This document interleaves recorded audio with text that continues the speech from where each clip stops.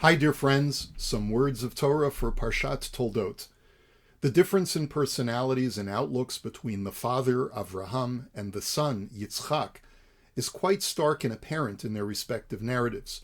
Avraham's attribute was that of chesed, of spreading out to the rest of the world and sharing God's loving message of ethical monotheism with the world. Yitzchak was more withdrawn and did not view his role as needing to go out into the world. Rather, when the world came to him, he dealt with it righteously. This trait becomes apparent in the narrative of Yitzchak digging wells and then being persecuted by the Philistines for his actions. Instead of a confrontation or attempting a peace treaty, Yitzchak always avoided conflict by just walking away from his aggressors. Even when Avimelech, king of the Philistines, came to him with an offer for peace, Yitzchak did not initially welcome him with open arms, but instead asked them why they had come. They had to press him with a request for a peace treaty in order for Yitzchak to finally relent. Rav Yaakov Leiner characterizes Yitzchak's personality in a very positive and holy light. Yitzchak was so withdrawn from this world because he recognized that this world is a false reality and that there is only one true existent being, God himself.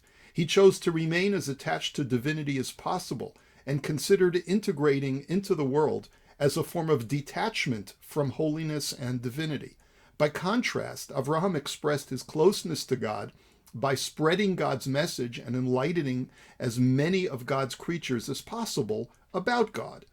There is a place for both personalities and approaches, and this is evidenced by a passage in the Zohar.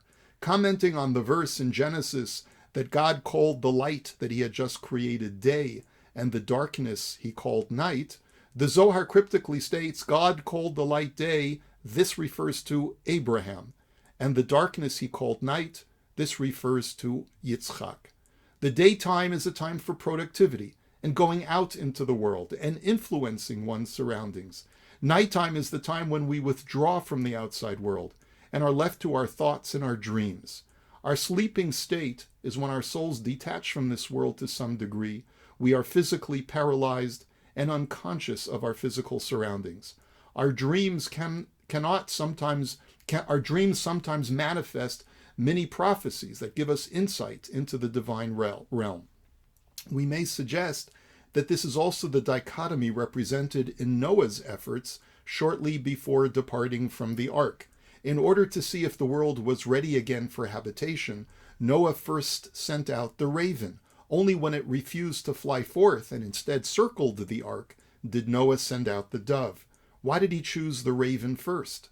The black raven represents the darkness of night and a wariness and reluctance from spreading out into the world. Noah, conscious of mankind's state before the flood, may have been expressing his own caution and hesitation to repopulate the world by sending out the raven first. The raven's actions were completely consistent with its nature. It flew around the ark, but refused to fly out further into the unknown world. This was the trait of Yitzchak, and it has its place when the individual feels threatened or compromised by integrating into the physical world. But this was not to be Noah's destiny. While realizing that the world is not perfect and that he had a natural aversion from the world based on witnessing mankind before the flood, he later realized that he had nonetheless been tasked with repopulating the world. While he may have preferred to be a Yitzchak, God wanted Noah to be an Abraham. He therefore sent out the white dove representing the light of day, a time when we spread out and make a difference in the world. Ultimately, one has to make a calculus based on one's own personality tendencies and the circumstances one finds oneself in to determine whether to be an Avraham or a Yitzchak. But there is something else quite telling about this dichotomy found in the opening verse of our Parsha. The Torah says, Ve'ele toldot Yitzchak ben Avraham, Avraham holid et Yitzchak. These are the chronicles of Yitzchak, son of Avraham. Avraham begat Yitzchak. If the verse already stated that Yitzchak was the son of Avraham, why the second phrase restating that Avraham begat Yitzchak?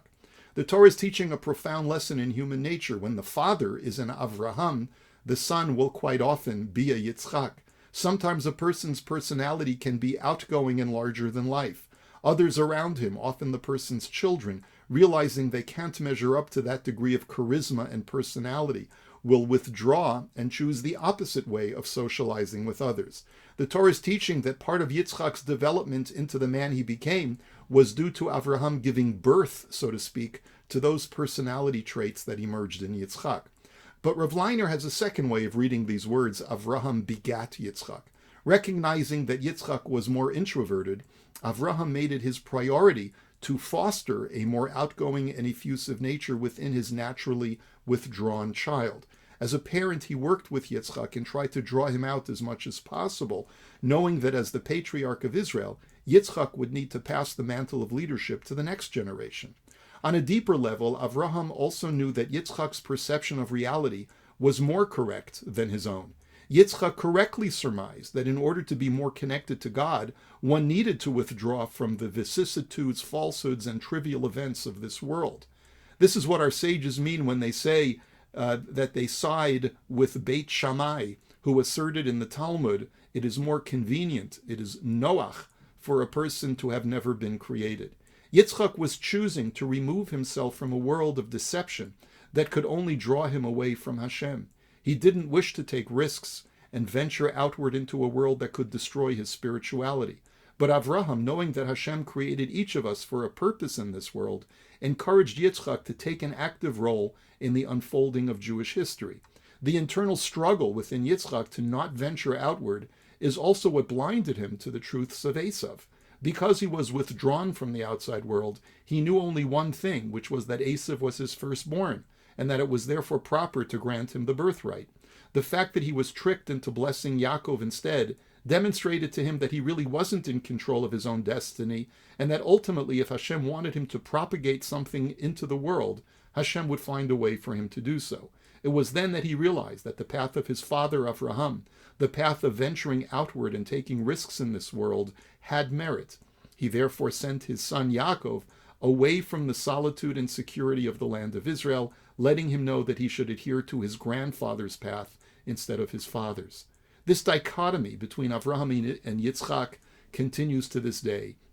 There are those who prefer the path of Yitzchak, to withdraw from the shark-infested waters of modern society and to avoid confrontations with anything that could tempt us to leave the path of the Torah. Others choose the Abrahamic path of embracing the outside world and, like Noah's dove, plucking an olive branch of goodness from this world and bringing it back to the ark of the Torah community. Each of us should introspect and choose our destinies carefully. At the same time, we should respect the Avrahams and the Yitzchaks among us and accept that we all have different life paths. Ultimately, we all have a role to play in bringing us to the final redemption. May we see it, dear friends. Bimheira b'yameinu. Amen. Here's wishing you a beautiful Shabbos. Shabbat Shalom.